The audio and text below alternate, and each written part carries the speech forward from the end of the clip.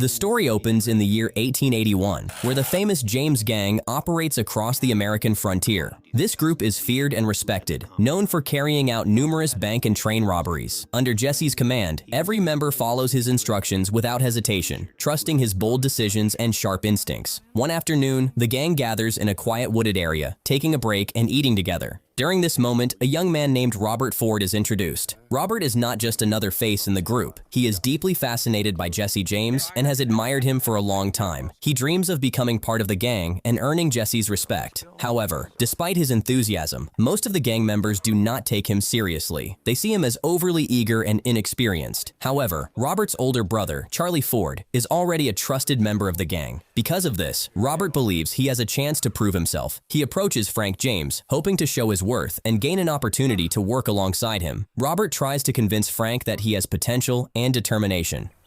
Charlie's brother? Yeah.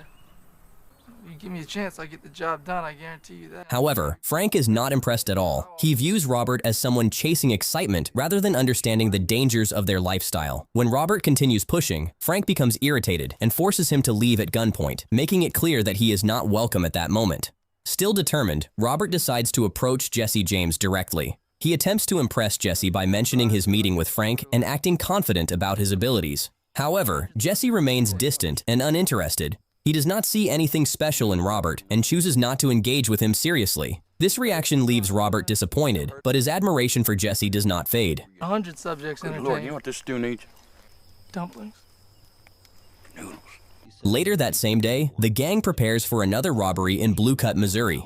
They have information about a train carrying a large amount of money, and they plan to intercept it. The group sets up a trap along the railway tracks and hides nearby, waiting patiently. Late at night, Jesse steps out to observe the surroundings and confirms that the train is approaching. The tension builds as everyone gets ready for the operation. When the train finally arrives, the gang quickly moves into action. They stop the train and climb aboard, taking control of the situation. The passengers become frightened, but the gang ensures that no one interferes. Jesse heads straight to the safe, expecting to find a large reward. He orders the caretaker to unlock it, but when the man hesitates, Jesse reacts aggressively and injures him.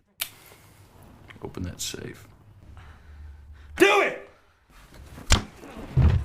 Despite their expectations, the safe contains far less money than they were promised. This discovery frustrates Jesse, as the risk they took does not match the reward. To compensate, the gang begins robbing the passengers, taking whatever valuables they can find. During this, the caretaker attempts to respond defiantly, which only angers Jesse further. He attacks the man again, nearly escalating the situation even more. Another gang member steps in and prevents things from going too far. You down on your knees. You're gonna have to make me. Don't shoot him! Don't! However, Jesse does not appreciate this interference and makes it clear that no one should challenge his authority again. After finishing the robbery, the gang leaves the train and returns to Jesse's Kansas City home. Back at the house, Frank sits alone, appearing distant and troubled. Jesse notices his behavior but does not immediately confront him. Frank eventually leaves without explaining himself, creating a sense of tension. Shortly after, Robert approaches Jesse once again, trying to build a connection. Jesse asks about Robert's age, learning that he is nearly 20 years old and is too young for this lifestyle. How old are you? 20? I guess I won't really be 20 till... Meanwhile, Charlie visits Frank and reflects on the night's events. He believes the robbery went well and wonders if the sheriff is actively searching for them. Frank confirms this while Charlie expresses confidence in both himself and his brother Robert, hoping to secure a permanent place in the gang. However, Frank seems uninterested in continuing this life. He lies down to rest and reveals that he does not plan to carry out more robberies. Instead, he intends to find another way to live, signaling a major shift in his mindset. At the same time, Robert spends more time with Jesse, trying to fit in. He shares a cigar with him, feeling amazed that he has taken part in a real robbery. He even brings out a paper where he has written about Jesse, showing how much he admires him. However, Jesse does not show much interest in these efforts. When Robert mentions reading books about Jesse and Frank, Jesse dismisses them as false stories, suggesting that the legends surrounding them are exaggerated. As Robert struggles to handle the cigar, Jesse mentions it, and Robert quickly gives up, embarrassed. The next morning, Jesse sits alone, clearly affected by his brother's growing distance. Before leaving, Frank watches Jesse for the last time. When Robert visits Jesse again, Jesse reflects on how Frank has changed and become quiet. Robert chooses not to comment, sensing the tension. In a sudden and unsettling moment, Jesse handles 2 snakes and tells Robert he has named them after his enemies and cuts off their heads, displaying a cold side of his personality. Afterward, he gives Robert a task, instructing him to inform Dick Little, Woodhite, except Robert himself, to leave his house. I'll give them names of enemies. Go tell Wood and Charlie get the gallons together. Me too? You can stay. Robert feels a strong sense of excitement after receiving Jesse's instruction, and he quickly goes to inform Dick Little and Woodhite about the order. As he delivers the message, their reaction is far from positive. Most of them become irritated and confused as Jesse has asked everyone to leave except Robert. This decision creates tension among them as they begin to question why someone like Robert is being treated differently. One of them assumes that Jesse is simply planning to use Robert for small tasks, believing he will not be given any real importance. As Dick Little and Woodhite prepare to leave, Jesse appears and briefly interacts with them. They express their confusion about his decision to keep Robert close while sending the others away. Jesse makes it clear that Robert will be useful for his personal needs, which only confirms their suspicion, and they make fun of Robert. Despite this, Robert convinces himself that staying with Jesse will be exciting and meaningful, choosing to ignore their insults. Not long after, Jesse moves into a new home in St. Joseph, Missouri, and assigns Robert the responsibility of handling all the moving and setup work. Robert takes on every task with enthusiasm, determined to impress Jesse in any way possible. He carefully watches how Jesse behaves, noticing his mannerisms, his clothing style, and even the way he carries himself. Once everything is settled, Jesse shifts his focus towards spending time with his wife and children, creating moments of normal life away from crime. One day, while Jesse is bathing, Robert unexpectedly appears nearby. Jesse notices his presence and becomes slightly uncomfortable. He notices Robert's behavior and questions Robert's intentions. Jesse hints that Robert might be trying to become like him or even replace him in some way. This moment creates an awkward tension, and Jesse firmly tells Robert to leave, reinforcing a boundary between them. Go away. Do you want to be like me? Or you want to be me? After this incident, Robert travels to his cousin Martha Bolton's farmhouse, where everyone often gathers to rest. The farmhouse serves as a temporary refuge, offering food and safety. Martha Bolton rents them a room and makes an earning out of it. During his stay, Robert experiences another strange encounter. While he is bathing, Dick Little approaches him and brings up a serious topic. Dick Little asks whether Jesse has mentioned anything about a partnership involving him and a man named Jim Cummins. Robert chooses not to reveal anything, remaining cautious. However, Dick Little eventually reveals the truth on his own. He admits that he is in collusion with another member of the James gang, Jim Cummins, to capture Jesse for a substantial bounty. Dick Little then shows Robert his revolver as a warning, making it clear that any attempt to expose this plan will have deadly consequences. Hand me that 6 gun there, Bob. As mentioned, my name to Jesse. You be careful with that iron, Dick. This moment places Robert in a dangerous position. However, he acts cool and normal.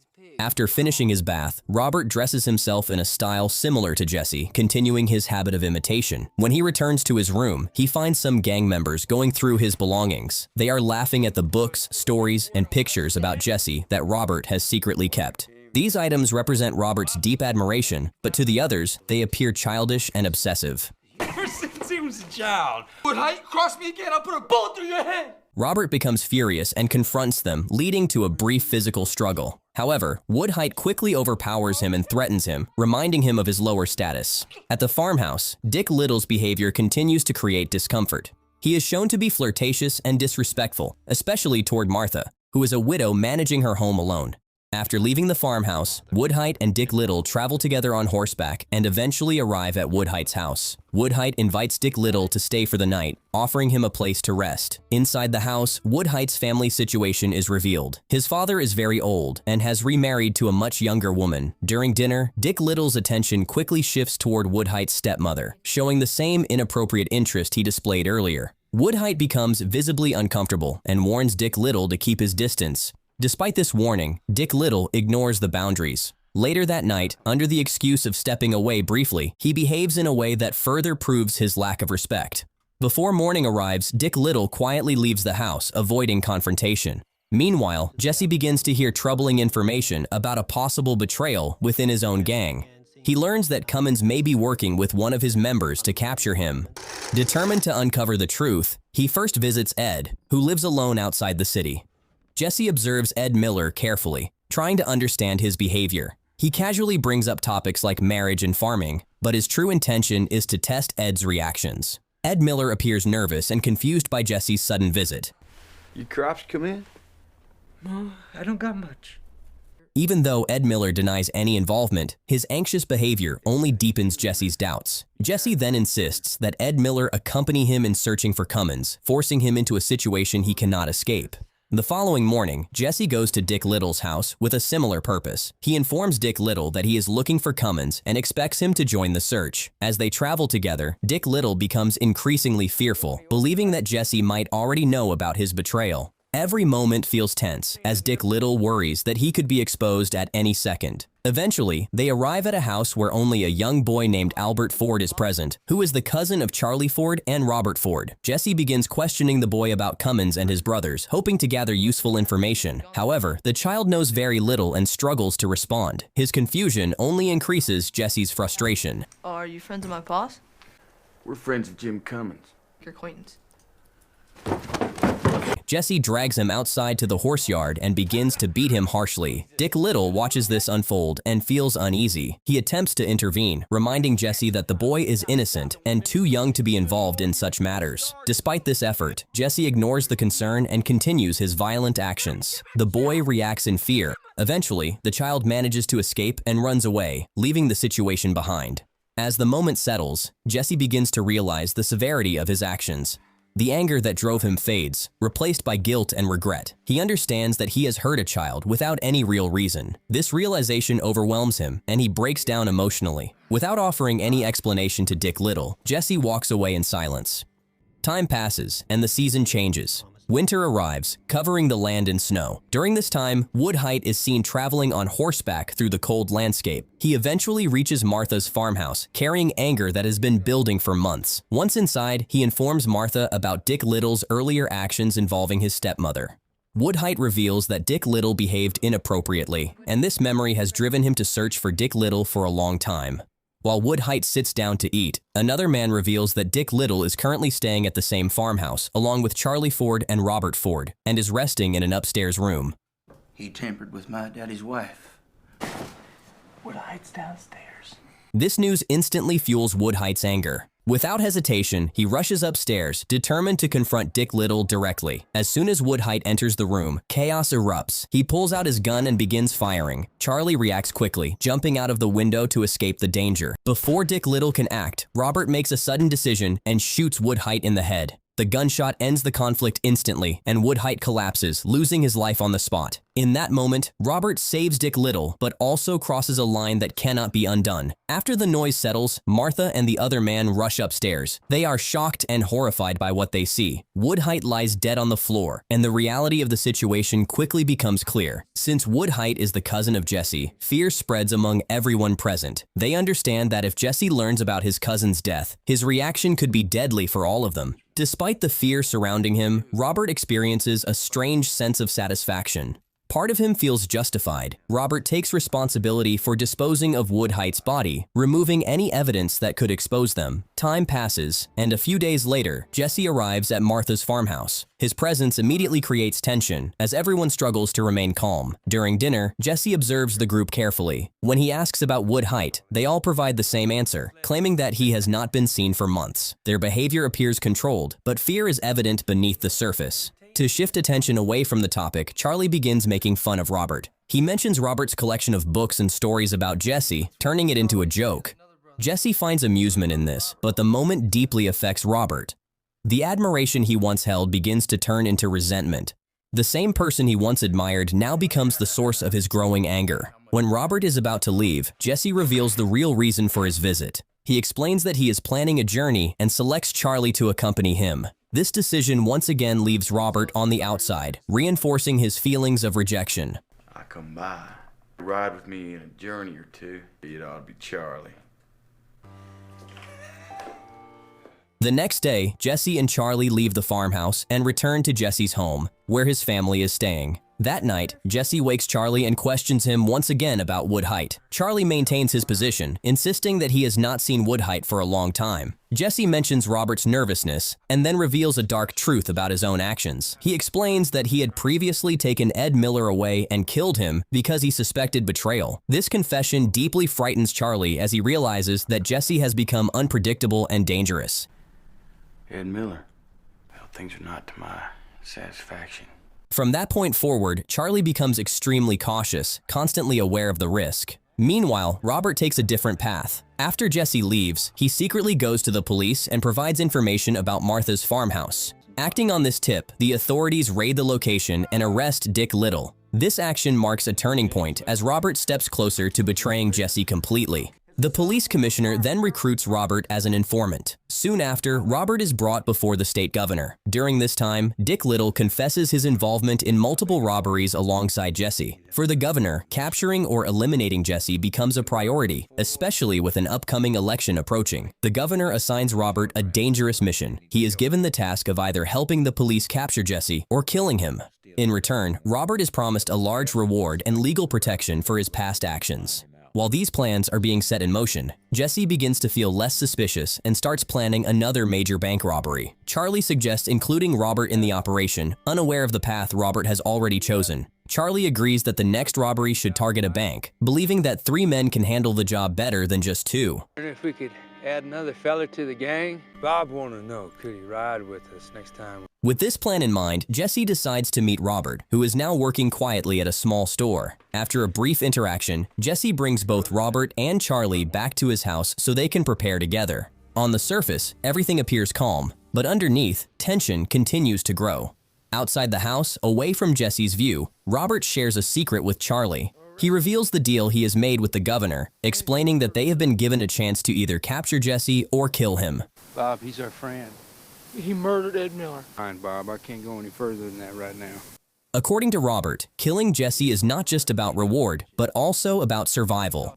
Charlie listens but remains conflicted, unable to fully accept such a decision. Jesse begins to notice their private conversations and senses that something is not right. This makes him suspicious and slightly irritated, causing him to avoid leaving them alone together. However, as days pass and nothing unusual happens, Jesse starts to feel that his doubts may have been unnecessary. Guilt begins to replace suspicion, and he slowly starts trusting the Ford brothers again. As a sign of this renewed trust, Jesse gives Robert an expensive revolver, showing appreciation and perhaps an attempt to make amends. This gesture affects Robert, but it does not change his plan. Instead, it adds more pressure, as he now has to decide how and when to act. The story moves into the year 1882, and Robert is still searching for the right moment to carry out his plan. He knows that Jesse is extremely fast and skilled with a gun, meaning any mistake could cost him and Charlie their lives. This makes Robert cautious and constantly alert, waiting for the perfect opportunity. One morning, a newspaper arrives with important news. It reports that Dick Little has been captured and has become a government witness. This development increases the risk for everyone involved. Robert quickly tries to hide the newspaper, fearing that Jesse might read something dangerous. However, Jesse picks it up and begins reading it during breakfast. Both Robert and Charlie become tense, expecting the worst. But fortunately, there is no mention of them. After breakfast, Jesse removes his gun belt and starts cleaning a dusty picture frame hanging on the wall. It is a quiet and ordinary moment, but it soon turns into something far more serious. Robert quietly pulls out his revolver and stands behind Jesse, carefully aiming at his head. At the same time, Charlie also draws his weapon, ready to act if needed. As Jesse continues cleaning, he notices Robert holding a gun in the reflection of the glass frame. Before he can react fully, Robert fires his gun. The shot hits Jesse in the head, and he collapses instantly. Hearing the gunshot, Jesse's wife rushes into the room and finds him lifeless, breaking down in grief beside him. Without wasting time, Robert and Charlie leave the house and head straight to the post office. There, they send a telegram to the governor informing him that Jesse is dead. They expect a large reward for completing the mission, but instead of receiving the promised amount, they are given only a small payment.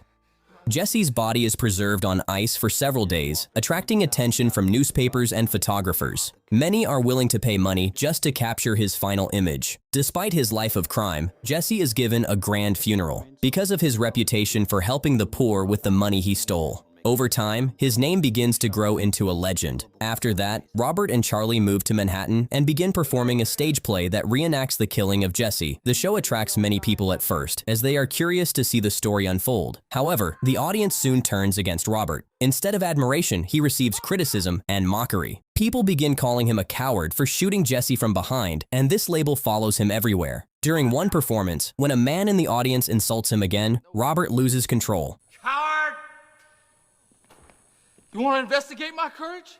He jumps off the stage and starts fighting, creating chaos. After this incident, the performances are shut down permanently, ending their attempt to profit from the event. Charlie, meanwhile, struggles deeply with guilt. The weight of what he has done begins to affect his mind. Reliving that moment through the stage plays only makes things worse. Guilt-stricken, Charlie writes numerous letters to Jesse's wife asking for her forgiveness, but never mails any of them. Eventually, he reaches a breaking point and takes his own life in 1884, unable to escape the consequences of his actions. Years pass, and Jesse's name continues to live on as a legend. People remember him as a daring outlaw, and his story spreads far and wide. In contrast, Robert becomes known only as the man who betrayed him. The label of coward follows him wherever he goes, making it impossible for him to find peace. Tired of this reputation, Robert leaves everything behind and moves in Creede, Colorado. There, he starts a new life by buying a bar and trying to stay unnoticed. He forms a relationship with a singer who works there and begins to settle into a calmer routine. However, his past eventually catches up with him. One day, a man named Edward O'Kelly enters the bar. This man carries his own reasons and has been waiting for this moment. Without warning, he shoots Robert in front of everyone, ending his life instantly. In the end, the man who killed a legend meets a similar fate, bringing the story to a close.